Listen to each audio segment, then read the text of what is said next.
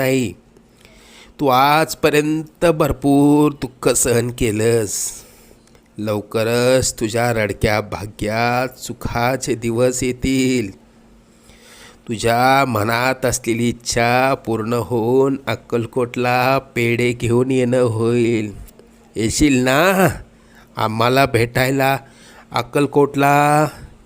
सगळं मनासारखं होईल. निश्चिंत राहा.